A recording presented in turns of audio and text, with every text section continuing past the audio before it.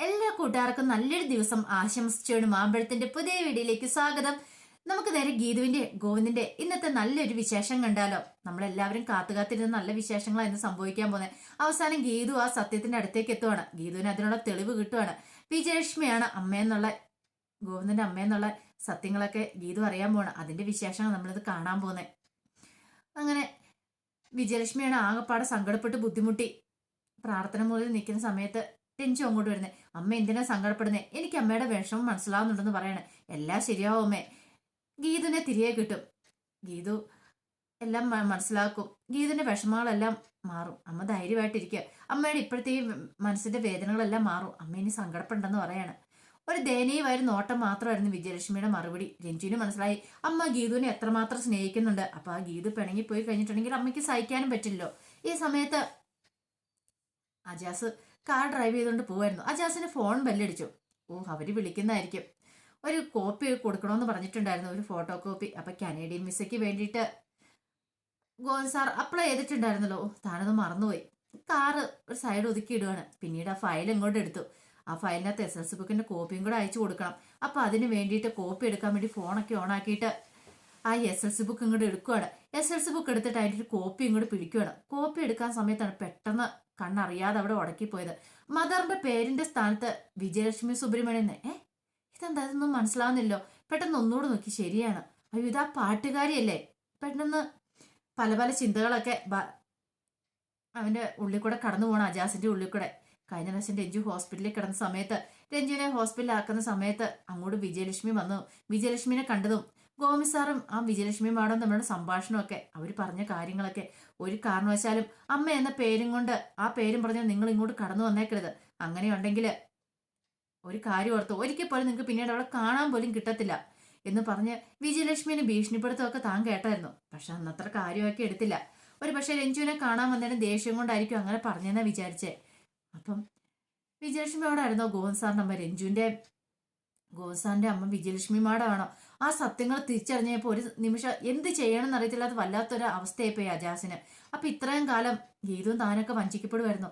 എന്തിനു വേണ്ടിയിട്ടായിരിക്കും ഗോവൻ സാർ ഈ കാര്യങ്ങളൊക്കെ മറച്ചു വെച്ചേ? എന്തോ ഒരു കാര്യമുണ്ട്, എന്തോ ഒരു രഹസ്യം ഉണ്ടെന്ന് മനസ്സിലായിരുന്നു. പാവം പെങ്ങള്, അവള് എത്രമാത്രം ആഗ്രഹിച്ചിരിക്കുന്ന കാര്യങ്ങളാ. എന്തോ ഒരു രഹസ്യമുണ്ട്, അത് കണ്ടെത്തണം. പക്ഷെ ഇതുവരെയായിട്ട് അവൾക്കത് കണ്ടെത്താൻ സാധിച്ചിട്ടില്ല. എങ്ങനെ ഗീതുവിനെ അറിയിച്ചാലോ ഈ കാര്യങ്ങളൊക്കെ? ഗീതുവിന് ഇത് ഒരു വലിയ ആശ്വാസമായിരിക്കും. ഈ സമയത്ത് ഇങ്ങനെ രഹസ്യം അറിയുകയാണെങ്കിൽ ഒരു പക്ഷെ എല്ലാവരുടെയും കള്ളത്തരം കണ്ടുപിടിക്കാനായിട്ട് ഗീതുവിന് പറ്റിയേക്കും. എത്രയും പെട്ടെന്ന് തന്നെ ഗീതുവിനെ അറിയിക്കണം എന്നോർത്തു. ഇല്ല, വേണ്ട, താനിത് ഗോവൻ സാറിനോട് ചെയ്യുന്ന ചതിയല്ലേ. ഗോവൻ സാർ ഈ രഹസ്യം ഒളിപ്പിച്ചു വെക്കണമെങ്കിൽ അതിന്റെ പിന്നിൽ എന്തെങ്കിലും ഒരു കാരണം കാണുമായിരിക്കും. ഇല്ലെങ്കിൽ ഒരു കാരണവശാൽ ഈ രഹസ്യങ്ങൾ ഒളിപ്പിച്ചു വെക്കത്തില്ല. അപ്പൊ താൻ പറയുന്നത് ശരിയാണോ? ഗോവൻ സാറിനെ ചതിക്കുന്നതിന് തുല്യമല്ലേ? ആകെപ്പാടെ പെട്ടുപോയല്ലോ. ഇനിയിപ്പൊ എന്ത് ചെയ്യുമെന്ന് ഓർക്കുവാണ്. ഇപ്പൊ തൽക്കാലത്തേക്ക് പറയണ്ട, ഒരു കാര്യം ചെയ്യും, എന്തേലും ക്ലൂ ഗീതുവിന് കൊടുക്കാം. അങ്ങനെ ഗീതുവിന് എന്തെങ്കിലും ക്ലൂ കിട്ടിയാൽ മതി. ഗീതു അത് പിന്നെ അന്വേഷിച്ച് കണ്ടുപിടിച്ചോളും. ആ ഒരു ധൈര്യത്തോടെ അജാസ് വണ്ടി എടുക്കുകയാണ്. അങ്ങനെ അജാസ് വണ്ടി എടുത്ത് പോണ സമയത്താണ് ഗീതു നടന്നു വരുന്നത് കണ്ടേ. അപ്പൊ ഗീതുവിന്റെ അടുത്തേക്ക് പോവായിരുന്നു അജാസ് കൂട്ടിക്കൊണ്ട് വരാനായിട്ട്. പെട്ടെന്ന് കാർ നിർത്തിയിട്ട് വാ പെങ്ങളെ കയറാൻ പറയണം. പക്ഷെ ഗീതു മൈൻഡ് ചെയ്തില്ല. ഗീതു നടക്കണം. അപ്പൊ അജാസ് വിചാരിച്ചെന്താ, താൻ ഇനിയിപ്പം അങ്ങോട്ട് എത്താനായിട്ട് വിജയലക്ഷ്മിയുടെ അടുത്തേക്ക് എത്താൻ വൈകിയതുകൊണ്ട് ഗീതു ഇറങ്ങി നടന്നു പോന്ന. അപ്പൊ അതിന്റെ പിണക്കത്തിലായിരിക്കും എന്ന് ഓർത്തിട്ട് വാ കയറി വാന്ന് പറഞ്ഞ് വിളിക്കുവാണ്. അവസാനം ഗീതു കാറിലേക്ക് കയറുവാണ്. കാറിൽ കയറി സീറ്റ് ബെൽറ്റ് ഇട്ടുന്നുണ്ട്, മൈൻഡ് ചെയ്യാതിരിക്കുവാണ്. എന്താ പെങ്ങളെ ഇങ്ങനെ? ഞാൻ കുറച്ച് വൈകിപ്പോയി, പക്ഷെ ഇച്ചിരി നേരത്തെ വരാന്ന് ഓർത്ത് പോയതാ. പക്ഷെ ഇത്ര പെട്ടെന്ന് പെങ്ങൾ ഇറങ്ങുമെന്ന് ഞാൻ വിചാരിച്ചില്ല, എന്നോട് ക്ഷമിക്കുക. പക്ഷെ ഇതൊന്നും കേട്ട് ഗീതു മൈൻഡ് ചെയ്യുന്നില്ല. എന്റെ പെങ്ങളെ ഞാൻ സോറി പറഞ്ഞല്ലോ, അതിന്റെ ദേഷ്യത്തിലായിരിക്കും കൂടെ നടന്നു പോകുന്നല്ലേ, എന്നോട് ക്ഷമിക്കാൻ പറയാണ്. പക്ഷെ ഗീതുവിന്റെ കണ്ണ് രണ്ടും നിറഞ്ഞൊഴുകി. ആഹാ, ഇത്ര നിസാര കാര്യത്തിന് ഇങ്ങനെ പിണങ്ങി കരയേണ്ട വല്ല ആവശ്യമുണ്ടോ? ആ കാര്യം കൂടെ വിട്ടുകളയാൻ പറയാണ്. അതൊന്നും അല്ല കാര്യം എന്ന് പറയണ. പിന്നെ എന്താ കാര്യം? എന്തോ കാര്യം ഉണ്ടായിട്ടുണ്ടല്ലോ അവിടെ. എന്താ പ്രശ്നം? എന്താണെങ്കിലും എന്നോട് പറയണല്ലേ, പറയാന്ന് പറയണം. നമ്മൾ ഉദ്ദേശിക്കുന്ന പോലെ ഒന്നും അല്ല അജാസ കാര്യങ്ങളൊക്കെ. പിന്നെന്താ എന്റെ അജാസിക്കൊക്കെ അറിയാവോ, നമ്മൾ ആർക്ക് എന്ത് നന്മകൾ ചെയ്തു കൊടുത്താലും അവസാനം നമ്മളെ കറിവേപ്പില പോലെ അവിടെ നിന്ന് അവിടെ തഴയുക ചെയ്യുന്നേ. അല്ല അതിന് മാത്രം ഇപ്പൊ എന്താ ഉണ്ടായത്? വിജയലക്ഷ്മിമാട് എന്തെങ്കിലും പറഞ്ഞു എന്ന് ചോദിക്കുവാണ്. ഒന്നും മിണ്ടിയില്ല. അപ്പൊ എന്തോ കാര്യമായിട്ട് അവിടെ സംഭവിച്ചിട്ടുണ്ട്. രഞ്ജു എത്തിക്കഴിയുമ്പോഴത്തേനും എന്തോ ഒരു പക്ഷെ ഗീതുവിനോട് അവരെന്തെങ്കിലും മോശമായിട്ട് പെരുമാറിയിട്ടുണ്ടോ, എന്തോ കാര്യമുണ്ട്. പെട്ടെന്ന് അജാസ് പറഞ്ഞു, എന്തിനാ പെങ്ങൾ ഇങ്ങനെ സങ്കടപ്പെടുന്നേ? പെങ്ങള് സങ്കടപ്പെടേണ്ട ഒരാവശ്യമില്ല. പിന്നെ അതെ, ആ വിജയലക്ഷ്മി മാഡത്തിന്റെ കാര്യം ഒന്ന് ഓർത്തേക്ക്. അപ്രതീക്ഷിതമായിട്ടല്ലേ പെങ്ങളുടെ ജീവിതത്തിലേക്ക് കടന്നു വന്നേ. അങ്ങനെ ഒരാൾ നമ്മുടെ ജീവിതത്തിലേക്ക് അപ്രതീക്ഷിതമായിട്ട് കടന്നു വരണമെങ്കിൽ അവരും നമ്മളും തമ്മിൽ എന്തോ ഒരു അടുപ്പം ഉണ്ടായിരിക്കണം. ഒരു പക്ഷെങ്കില് അവരും പെങ്ങളും തമ്മിൽ എന്തെങ്കിലും ബന്ധം ഉണ്ടെങ്കിലോ? അതുകൊണ്ടാണ് ഞാൻ കേട്ടിട്ടുണ്ട് അങ്ങനെയൊക്കെ.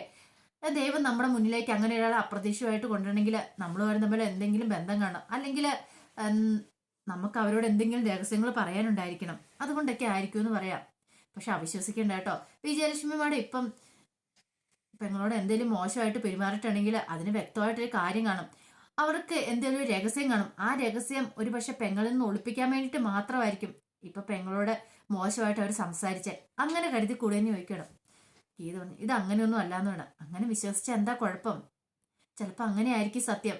അവരെന്തെങ്കിലും മറയ്ക്കാൻ ശ്രമിക്കുന്നുണ്ടായിരിക്കും. അത് പെങ്ങൾ അറിഞ്ഞു കഴിഞ്ഞിട്ടുണ്ടെങ്കിൽ എന്തെങ്കിലും പ്രശ്നം ഉണ്ടായാലോ? ശരി ശരി എന്ന് പറയണ. അതെ, നേരെ നോക്കി വണ്ടി എടുക്കാൻ പറയാണ്. സംസാരമൊക്കെ നമുക്ക് പിന്നീടാന്ന് വേണം. ഒരു കാര്യം ചെയ്യേ പെങ്ങളെ, പുറയിലാണെങ്കിൽ ഗോവിന്ദ് സാറിന്റെ ഫയൽ ഇരിപ്പുണ്ട്. പെങ്ങളെ ഇപ്പോഴത്തെ മൂഡ് ഓഫ് മാറാനായിട്ട് ആ ഫയലൊക്കെ ഇന്നോർത്ത് വായിക്കാൻ പറയണം. ഫയൽ എടുത്ത് വായിച്ചിട്ടുണ്ടെങ്കിൽ എനിക്കെന്താ കിട്ടുന്ന? അവിടെ കുറച്ച് സർട്ടിഫിക്കറ്റ്സ് അല്ലേ ഉള്ളൂ. ആ സർട്ടിഫിക്കറ്റ്സ് വായിച്ച് എന്റെ മൂഡ് ഓഫ് മാറുമെന്ന് ചോദിക്കണം. അല്ല, ഗോവിന്ദ് സാറിന്റെ പഴയ ഇതൊക്കെ അറിയാലോ, വലിയ ചാമ്പ്യൻ എന്നൊക്കെ അല്ലായിരുന്നു പറഞ്ഞ സ്കൂളിലും കോളേജിലും ഒക്കെ. അപ്പൊ അതിന്റെ സർട്ടിഫിക്കറ്റ്സ് ഒക്കെ കണ്ടാൽ അറിയാലോ, ഗോവിന്ദ് സാറിനൊക്കെ അറിയാൻ കഴിയാലോ. പിന്നെ ഈ സമയത്ത് എനിക്ക് ആകെപ്പാടെ തലയ്ക്ക് ഭ്രാന്ത് പിടിച്ചിരിക്കുന്ന സമയത്ത് ഇനിയിപ്പോൾ ആ സർട്ടിഫിക്കറ്റ് വായിക്കാത്ത തന്നെ കുറവും കൂടെ ഉള്ളൂ. ഒന്നും നേരെ നോക്കി വണ്ടി എടുക്കേണ്ട അജയസക്കാന്ന് പറയണം. അപ്പൊ അജാസിനുള്ള ഏക പ്രതീക്ഷ അങ്ങനെ ഫയൽ എടുത്ത് നോക്കുവാണെങ്കിൽ ആ SSLC ബുക്കൊക്കെ കാണുവാണെങ്കിൽ ഒരു പക്ഷെ അതിൻ്റെ അകത്തെ വിജയലക്ഷ്മി സുബ്രഹ്മണ്യം ആ പേര് കാണും. അപ്പൊ താൻ പറയാതെ തന്നെ ഗീത കാര്യങ്ങളൊക്കെ അറിയാതായിരുന്നു. പക്ഷെ അതങ്ങോട്ട് ബലിച്ചില്ല. പിന്നീട് അജാസ് കാറ് കൊടുത്ത് നേരെ അറക്കിലേക്ക് പോവാണ്. ഈ സമയത്ത് രാധികാമ്മയുടെ ഫോണിലേക്ക് ഒരു മെസ്സേജ് വരിക. രാധികാമ്മ മെസ്സേജ് ഓപ്പൺ ആക്കി നോക്കിക്കഴിഞ്ഞപ്പോഴത്തേനും കിഷോർ അയച്ചിരിക്കുന്ന ഗീതു ഉണ്ടാക്കിയ തെളിവുകള്, താന് ലോറി ഇടിപ്പിച്ച് കൊല്ലാൻ നോക്കിയ കാര്യങ്ങളൊക്കെ ഗീതുവിനെ, അപ്പൊ അതൊക്കെ പറയുന്നൊക്കെ വ്യക്തമായിട്ടെല്ലാം കേൾക്കുവാണ്. എന്റെ ഭഗവാനെ, പെട്ടെന്ന് ഇവൻ എന്ത് ഭാവിച്ചത്? പെട്ടെന്ന് കിഷോറിനെ ഫോൺ വിളിക്കണം. കിഷോറിനോട് ചോദിച്ചു, അല്ല നീ എന്തിനാടാ ഇപ്പൊ അങ്ങനെ വെച്ച് ആ തെളിവുകളൊക്കെ ഇട്ട് എന്നെ ബ്ലാക്ക് മെയിൽ ചെയ്യാൻ ഉദ്ദേശം ചോദിക്കണം. അത് പിന്നെ അല്ല, എന്നെ കുറിച്ചൊന്നും വേണം തിരക്കുന്ന പോലും ഇല്ല. നമ്മൾ തമ്മിലൊരു കണക്കുണ്ടല്ലോ, അറിയാലോ. 10 കോടി രൂപയാണ് എനിക്ക് ഓഫർ ചെയ്തതെന്ന് പറയണേ. ഈ സമയത്താണ് അപർണിക റൂമിന് വെളിയിൽ വന്നത്. അപർണിക കേട്ടു കിഷോറിന്റെ സംസാരങ്ങളൊക്കെ. അതിനകത്ത് 1 കോടി മാത്രമേ തന്നിട്ടുള്ളൂ മാഡം, ബാക്കി 9 കോടിയുണ്ട്. അതെപ്പ തരൂന്ന് ചോദിക്കുക. ഇത് കേട്ടതും പെട്ടെന്ന് തന്നെ രാധിക 9 കോടി നിനക്ക് തരാം. കൊള്ളാം, നല്ല കഥയായിപ്പോയി. ഇത് 5 പൈസ പോലും കിട്ടത്തില്ല. വേണേ വല്ല 10,000 15,000 തരാം നിന്റെ ചെലവിന് വേണ്ടിയിട്ട്, ചികിത്സയുടെ ആവശ്യത്തിന് വേണ്ടിയിട്ട്. 10,000 15,000 അത് അതിലൂടെ വരുന്ന ഭിക്ഷക്കാരങ്ങ് വെച്ചു കൊടുത്തരേ. എനിക്ക് ബാക്കി തുക കിട്ടണമെന്ന് പറയാം. അതെപ്പ തരും? ആ പൈസ എന്തായാലും ഞാൻ തരാൻ പോകുന്നില്ല. നീ ഞാൻ പറഞ്ഞ കാര്യം വാക്ക് പാലിച്ചില്ലല്ലോ. ഗീതനെ അറക്കൽ വീട്ടിൽ നിന്ന് ഇറക്കാന്ന് പറഞ്ഞിട്ട് നിനക്കതിന് കഴിഞ്ഞോ? ഇല്ല. പിന്നെ ഞാൻ എന്തിനാ നിനക്ക് പൈസ തരുന്നേ? ഓഹോ, ഇപ്പൊ അങ്ങനെയാണ് കാര്യങ്ങള്. എല്ലാരും കൂടെ കൂടിയിട്ട് എനിക്കിട്ട് പണി തരുവോ ഇതല്ലേ? എന്റെ ജോലിയും പോയി, അവസാനം ഞാൻ ഇവിടെ ഒന്നുമല്ലാതായി ഇരിക്കുവാണ്. ആ സമയത്ത് എനിക്കിട്ട് തന്നെ പണി തരണമെന്ന് പറയാം. ഒരു കാര്യം രാധികാമ്മ മനസ്സ് വെച്ചോ. അതെ, പണം എനിക്ക് തന്നില്ലെങ്കിൽ ഈ വീഡിയോ നേരെ ചെല്ലുന്ന എങ്ങോട്ടായിരിക്കും എന്നറിയോ? ഗീതുവിന്റെ ഗോവിന്ദന്റെ ഫോണിലേക്കായിരിക്കും. ഗോവിന്ദ് സാറിന്റെ ഫോണിലേക്ക് ഈ വീഡിയോ കിട്ടിയിട്ടുണ്ടെങ്കിൽ പിന്നെ നിങ്ങൾ അറക്കൽ വീട്ടിൽ നിന്ന് പുറത്താ. നിങ്ങൾക്ക് പിന്നെ 5 രൂപ പോലും അവിടെ നിന്ന് കിട്ടത്തില്ല. അത് വേണോ അതോ എനിക്ക് ബാക്കി എമൗണ്ട് തരണോ നിങ്ങൾ ആലോചിക്കാൻ പറയാം. പെട്ടെന്ന് രാധികാമ്മയ്ക്ക് അപകടം മണത്തു. ഇത് ശരിയാവത്തില്ല. ഇവൻ എന്തെങ്കിലും വീഡിയോസൊക്കെ അയച്ചു കൊടുത്തിടണം, തങ്ങളുടെ ഇവിടുത്തെ നിലനിൽപ്പിനെ ബാധിക്കും. പെട്ടെന്ന് തന്നെ പറഞ്ഞു, ഞാനൊന്ന് ആലോചിക്കട്ടെ, ആലോചിച്ചിട്ട് വിവരം പറയാന്ന് പറയണം. ശരി ശരി എന്നും പറഞ്ഞിട്ട് കിഷോർ ഫോൺ വെക്കുക. ഈ സമയത്ത് അപർണയും കാണിച്ച് ഇവന്റെ ഫോണിലുള്ള ആ വീഡിയോസ് കളക്ട് ചെയ്യണം. എത്രയും പേട്ട് ഗീതുവിന് കൊടുക്കണം. എന്നെങ്കിൽ മാത്രമേ രാധികാമ്മയുടെ വന്ന കള്ളത്തരങ്ങളൊക്കെ പൊളിച്ചെടുക്കാൻ പറ്റുള്ളൂ. പാവം ഗീതു എത്രമാത്രം അവിടെ വേദനിക്കുന്നുണ്ടെന്ന് അപർണയ്ക്ക് മനസ്സിലായി. പിന്നീട് അറക്കൽ വീട്ടിലേക്ക് ചെല്ലുവാണ് അജാസും ഗീതും കൂടെ. അപ്പൊ ഗീതു കാറിൽ നിന്ന് ഇറങ്ങി പോകാൻ നേരത്ത് അജാസ് പറഞ്ഞു, അല്ലേ ഒരു കാര്യം ചെയ്യുക, അവിടെ ഇരിക്കുന്ന ഫയലും കൂടെ അങ്ങോട്ട് കൊണ്ടുവെക്കോ, ഇടയ്ക്ക് അതൊക്കെ പോയി വായിച്ചോണ്ടിരിക്കാന്ന് പറയണ. പിന്നെ വായിക്കാൻ പറ്റിയ സാധനമല്ലേ, എനിക്കങ്ങ് വേണ്ടാന്ന് പറയണത്.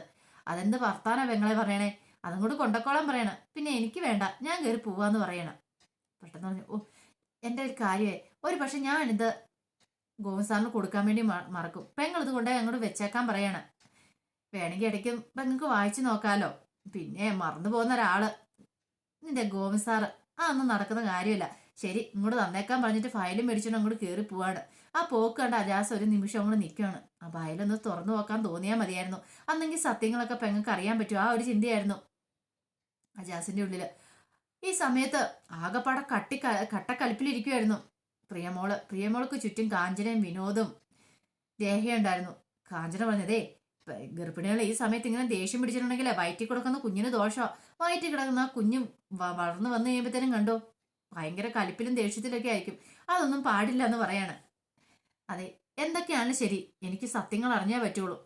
ഗീതും ഗോവിന്ദണ്ണ ഇങ്ങോട്ട് വരട്ടെ, രണ്ടിലൊന്നും ഞാൻ അറിഞ്ഞിട്ടുള്ളതെന്ന് പറഞ്ഞിട്ട് ഒരേ ഇരിപ്പ് പ്രിയ ഇരിക്കുകയാണ്.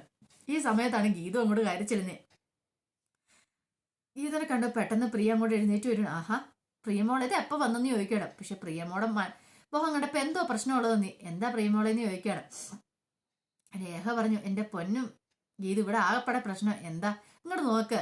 പ്രിയമോളെ നോക്കാൻ പറയാണ്. അല്ല, പ്രിയക്ക് എന്ത് പറ്റിയെന്ന് ചോദിക്കണം. പ്രിയ പെട്ടെന്ന് വന്നിട്ട് പറഞ്ഞു, അല്ല ആ രഞ്ജുവിനെ കൊണ്ടുവന്നില്ല, അവൾ എന്തേന്ന് ചോദിക്കുവാണ്.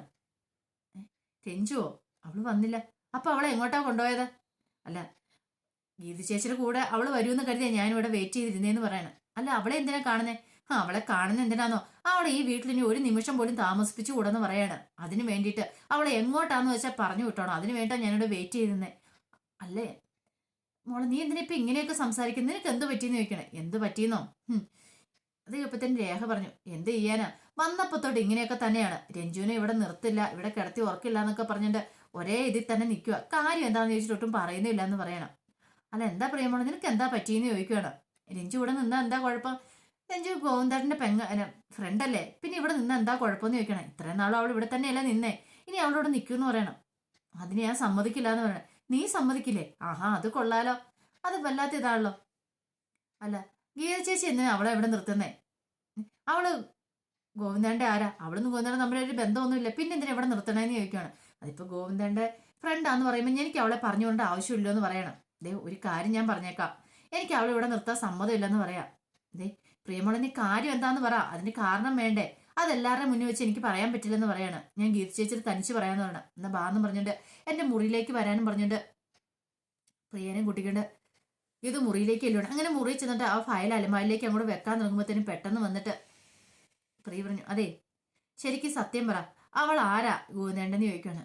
അവള് ഫ്രണ്ട് തന്നെ. ഫ്രണ്ടൊന്നും അല്ല, പറഞ്ഞു എന്നാന്നറിയാവോ, എന്റെ അമ്മയുടെ എന്റെ മുന്നിൽ വെച്ചാ പറഞ്ഞേ, അവൾ അനിയത്തിയെ പോലെയാണെന്ന്. അനിയത്തിയെ പോലെയാ? അതേന്നേ, എനിക്ക് കിട്ടുന്ന സ്ഥാനമൊന്നും ഒരു കാരണവശാലും ആർക്കും വിട്ടുകൊടുക്കാൻ ഞാൻ സമ്മതമല്ല. അറിയാലോ, അനിയത്തിയായിട്ട് ഞാൻ ഒരാളേ ഉള്ളൂ, അത് മാത്രം മതി. ആ സ്ഥാനം തട്ടിയെടുക്കാൻ ആരും നോക്കണ്ട. അതുകൊണ്ട് രഞ്ജുവിനെ അവിടെ താമസിക്കാൻ എനിക്ക് സമ്മതമല്ലെന്ന് പറയണം.